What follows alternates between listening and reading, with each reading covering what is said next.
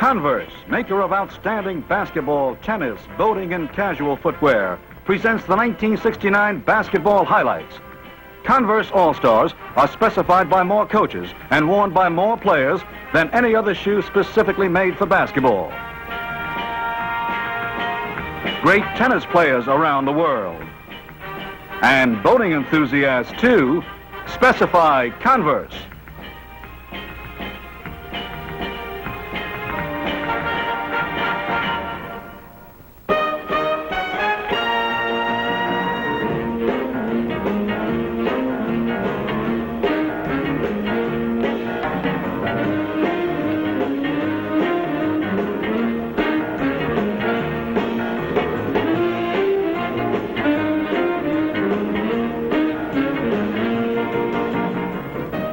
In Madison Square Garden, it's Boston College versus Temple University in the NIT Final. Temple in the maroon suits, and they get the tap. Tony Brocky, number 21, looking things over.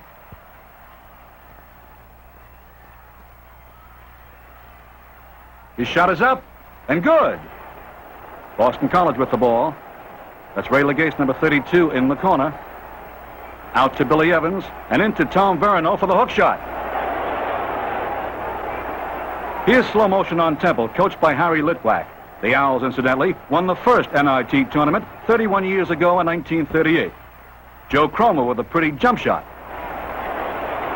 The Eagles, boasting the longest winning streak in the country, 19 in a row under retiring coach Bob Cousy, are a great team, too.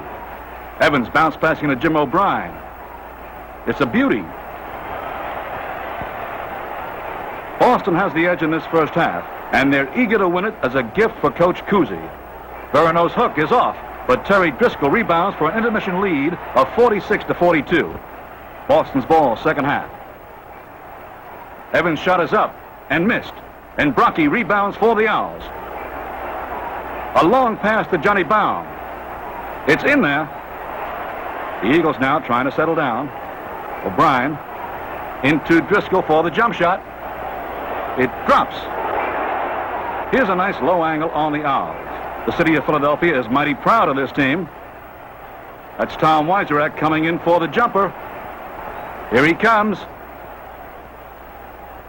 It's good. With less than 4 minutes to go, Temple has overtaken Boston College. The tournament's most valuable player, Terry Driscoll, continues to do a great job for the Eagles. Driscoll hitting again. But Temple has too much push in this second half. Not only do they dominate the boards, they have the better shooting percentage. With a final jump shot by the high-scoring Johnny Baum, they topple Boston College 89-76 and win the National Invitation Championship.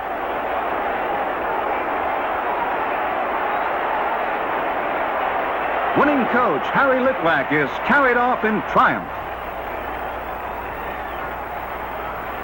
Then, in touching tribute, each member of the Owls squad shakes hands with losing coach Bob Cousy, his last collegiate game, but he was later assigned as the new coach of the Cincinnati Royals.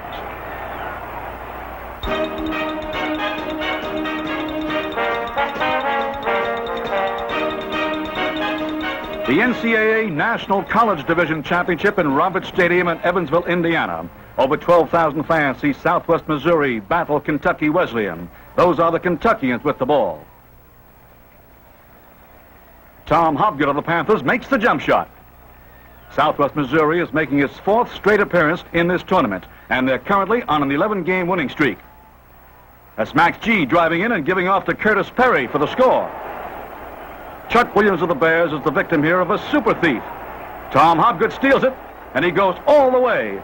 Hobgood, in fact, is a terrific ball hawk. Watch him steal again. He never gives up. He misses the shot, but Gene Smith makes good on the rebound. Second half, and the Panthers are still going strong. They're the defending champions. Dick O'Neill gives to George Tinsley for a nice play. In spite of the harassment, Southwest Missouri refuses to get rattled. They're making this game a close thriller. They trail by only 6 points.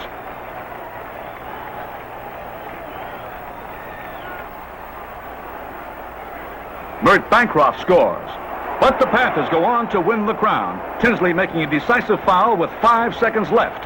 A happy, happy man.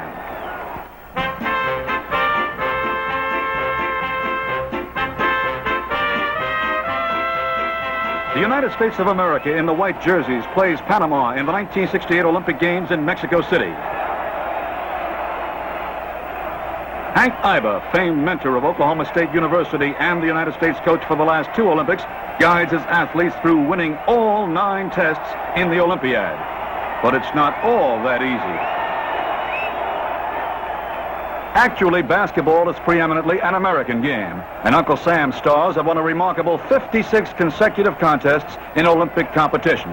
While foreign teams improve each year, the United States has continued to maintain its international supremacy. 19-year-old Spencer Haywood of Trinidad Junior College, the youngest lad ever to make an American Olympic basketball team, is the star of this one. The United States steals on Panama. And Haywood scores again. Haywood is ably assisted by JoJo White and Mike Silliman as the Americans take home the gold medals. They win all of their games, defeating Spain, Senegal, the Philippines, Panama, Italy, Puerto Rico, Brazil, and Yugoslavia to remain undefeated in Olympic basketball, a habit since basketball was first put on the card in 1936.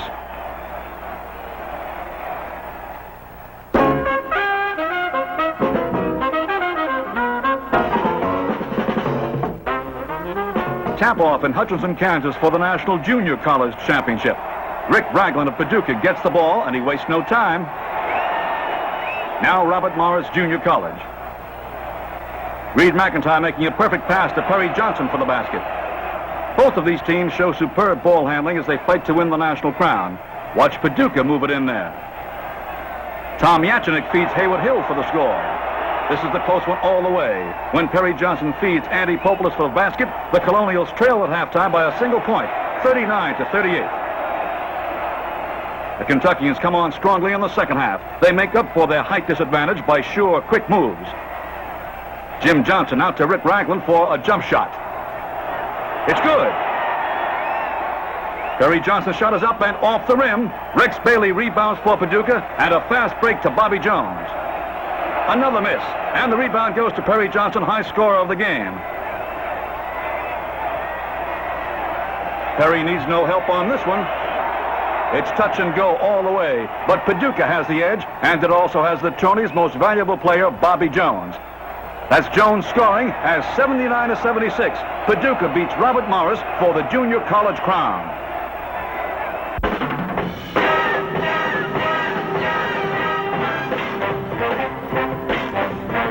The Fabulous Magicians versus the East Coast Wrens. No Converse basketball highlights film would be complete without a look at these wonderful wizards of hoopdom. That's Marcus Haynes, number 2.5, and Bob Woods, the bigger half.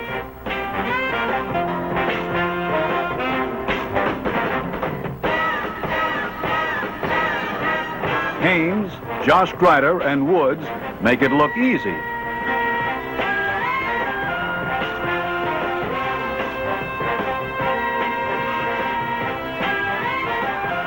Grider scores. Marcus Haynes, the dazzling dribbler. And shooter, too. No one, but no one, can handle a basketball better than these fellows. As if the Magicians needed help, they brought in a ringer for this occasion. None other than former world boxing champion Sugar Ray Robinson. Nice going, Sugar. You like that one. There's Haynes again, bringing things back to more serious clowning.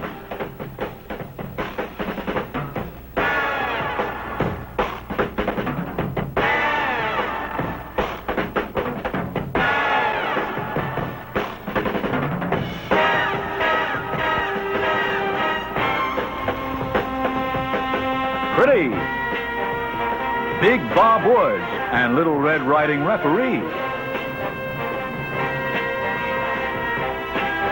Now it's baseball, and Woods is the batter, he's the base runner, and of course, he'll be the stealer of home plate, too.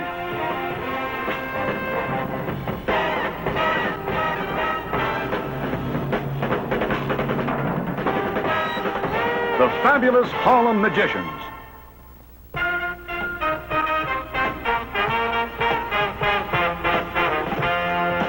At Kansas City, Missouri, the 32nd National Championship Basketball Tournament of the NAIA, the National Association of Intercollegiate Athletics. Maryland State College faces Eastern New Mexico University in the final. Maryland, in the dark jerseys, has the ball.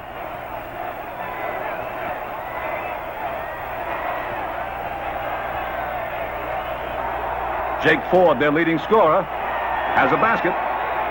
Speaking of scoring, the highest total in this game is racked up by East New Mexico's Dale Severson, who hits on 10 of his 12 tries. That's good shooting.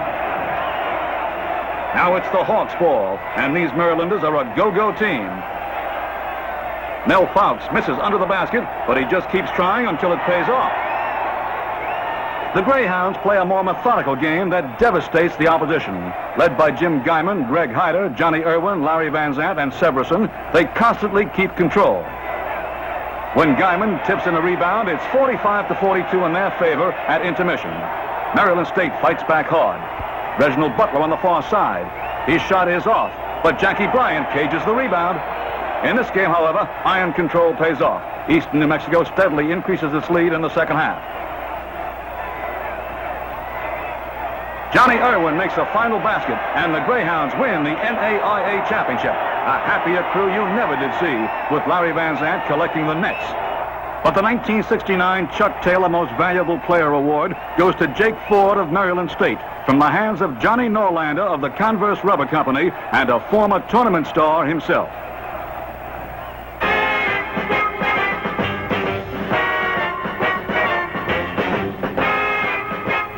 The Naismith Basketball Hall of Fame in Springfield, Massachusetts, sees 5 famed basketball figures enter its ranks.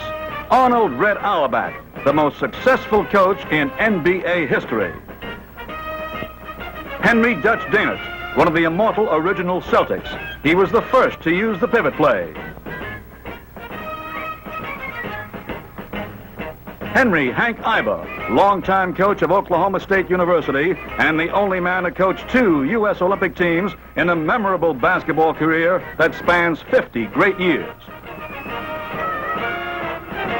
Adolph Rupp, the winningest coach in college basketball. A protege of the immortal Phog Allen, Rupp led the University of Kentucky to over 800 victories.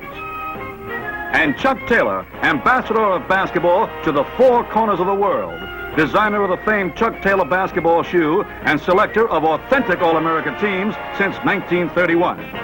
Red Auerbach, Dutch Dainert, Hank Iber, Adolph Rupp, and Chuck Taylor, a grand quintet for basketball's Hall of Fame.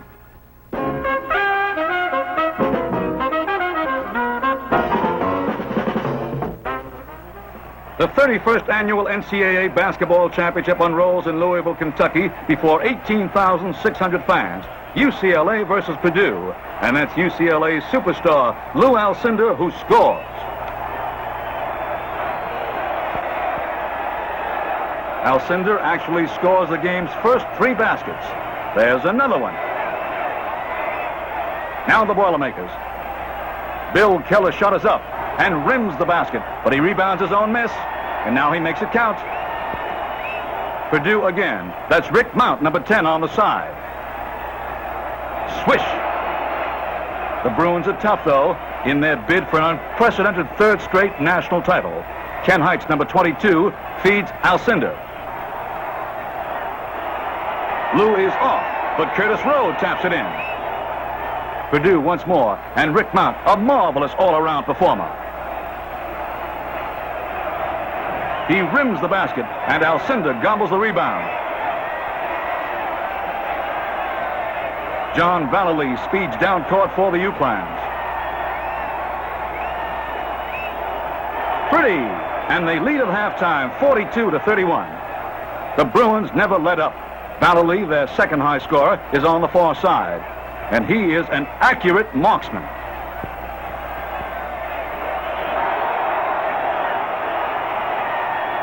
But the big man, as always, is Lou Alcindor, and Lou bows out in glory. 3 consecutive NCAA crowns for UCLA as they beat Purdue 92-72.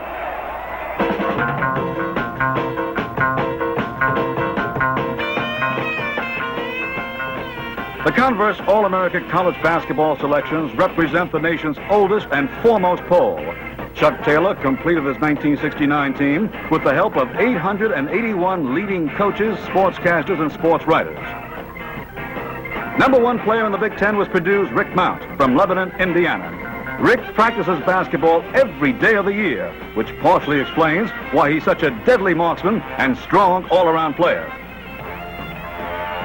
Pete Maravich of Louisiana State, who's only a junior, may yet become college basketball's all-time leading scorer. He's already tallied over 3,000 points with a season still to go. Joseph Henry White, better known as JoJo, is another in the long line of Kansas University stars who've earned All-America honors. An Olympic standout, JoJo excels at ball stealing, ball handling, defense, and shooting. Charlie Scott of the University of North Carolina, another Olympian and a clutch performer who's won numerous important games by his personal pyrotechnics. Scotty's twice made the All-Atlantic Coast Conference team. In Lou Alcindor of UCLA, we have a 7-foot, 1.5-inch giant who dominated the college scene as no one else ever had. 3 times the most valuable player of the NCAA, he led the Bruins to 3 national championships. And the most wanted player by the pros, he signed a $1 million contract with the Milwaukee Bucks. Neil Walk of the University of Florida, twice an All-Southeast Conference choice, Neil's a tremendous hustler for his size, and he excels as a rebounder and high scorer. Spencer Haywood of the University of Detroit got a world reputation before he ever played in college. The top scorer and rebounder of the 1968 U.S. Olympic team, he's headed for even greater college heights. Michael Malloy of Davidson College is a 2-time All-Southern Conference choice, a lad with incredible leaping ability, quickness of movement, and a mighty strong player in the clutch.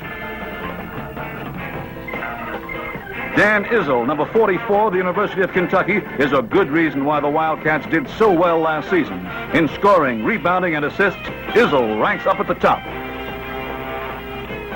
Finally, Calvin Murphy of Niagara, only 5 feet 10 and 165 pounds. He has an unbelievable move and fantastic outside shooting accuracy. He's fully worthy of the 1969 Converse All-America.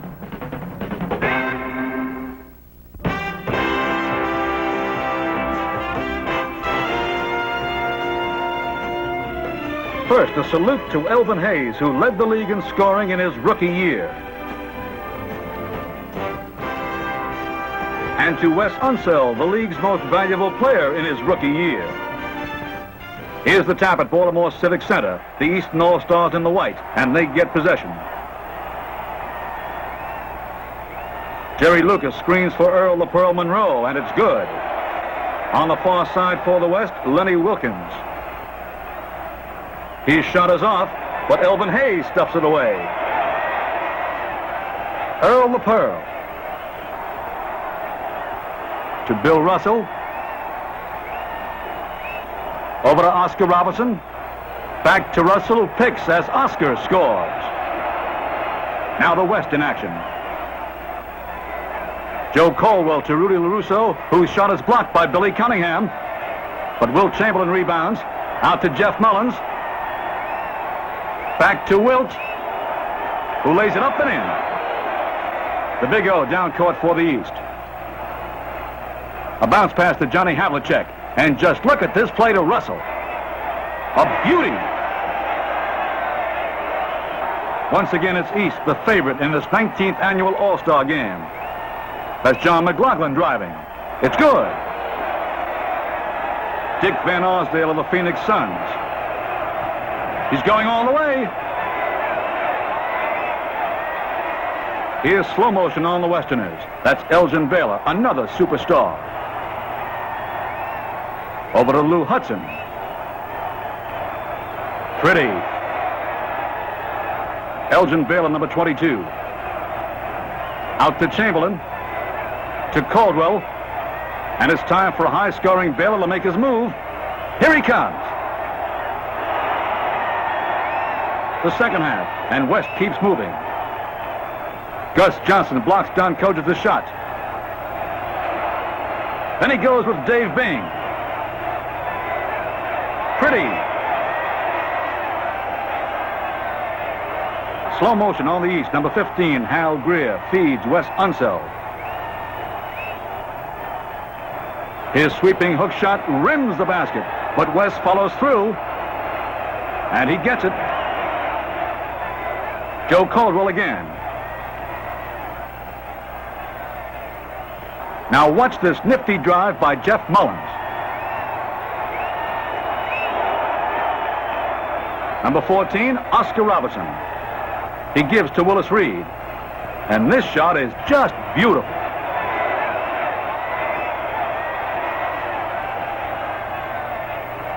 Prettiest of all in this star-studded night is the playing of Oscar Robertson. He leads the scoring with 24 points, and he leads East to victory 123-112. He also wins his third Most Valuable Player award, presented by NBA Commissioner Walter Kennedy to one of basketball's greatest all-around players.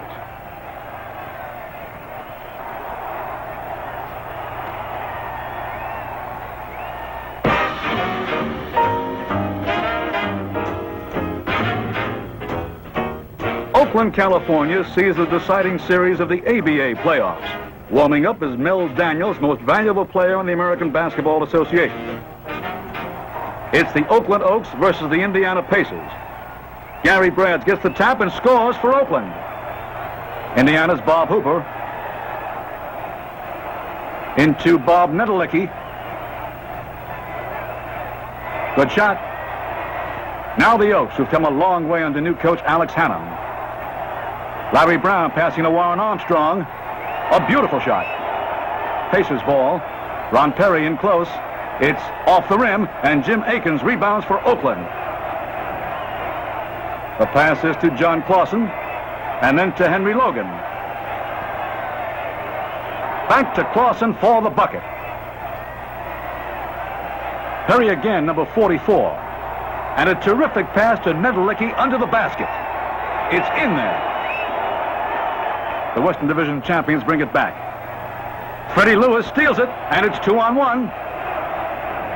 The loose pass is grabbed by Hooper, and when Roger Brown scores, the Oaks lead at halftime, 64-60. The ABA has a three-point rule for shots beyond that line, and there's Freddie Lewis setting up behind George Peebles. Right on the button. Oakland has opened up a big lead, but the Pacers keep pressing hard. Number 42, Akins. Over to Mel Peterson. Now to Larry Brown, who drives in. No good, and Nedelicki rebounds for Indiana. Freddie Lewis hitting another three-pointer. Oakland settles down, and watch a superb driving play by Doug Moe. It's good. The Pacers under coach Bob Leonard have a wonderfully well-balanced team. There's Mel Daniels with it. His jump shot is good. Larry Brown down court for Oakland. A bounce pass to Moe, and Doug has the exact range. The Oaks have too much for the Pacers, and with a final jumper by Brown, they win and go on to take the series 4-1. And coach Alex Hannum becomes the first man to have won championships in both pro leagues.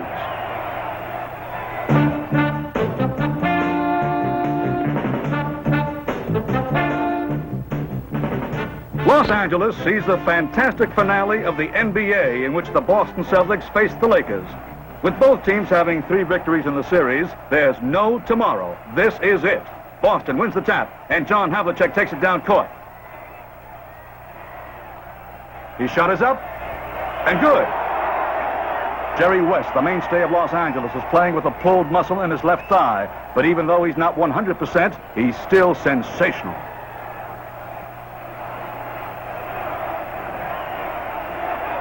What a player. The Lakers again. Keith Erickson's shot is up and off. Havlicek rebounds. Over to Sam Jones. Back to Havlicek. West blocks the ball, but Emmett Bryant picks it up, and Bryant scores. Lakers down court. Johnny Egan's long shot misses, and Russell rebounds. Sam Jones playing the last game of his career, driving and scoring for the Celtics. Los Angeles with the incomparable Jerry West setting things up.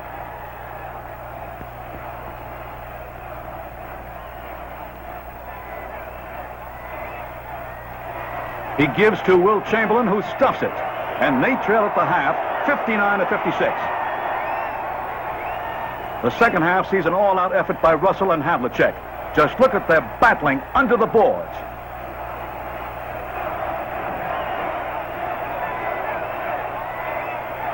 Emmett Bryant, number 7, holding it up. Watch the pass from Havlicek to Don Nelson for the basket. A terrific play. The Celtics played brilliant offensive and defensive basketball in the third period, and the Lakers are in trouble. Although Elgin Baylor drives in a score, Boston leads at the three-quarter mark, 91-76. Still, Los Angeles fights back incredibly, whittling down a 17-point bulge. Jerry West on the far side is as good as gold. With little more than a minute remaining in the game, the Lakers trail by only 3 points, 105-102, and this is possibly the crucial play of the game. Erickson sees Baylor all alone, but Russell makes the steal. The Celtics have the ball. Havlicek has it. Over to Larry Siegfried, who brings it down court.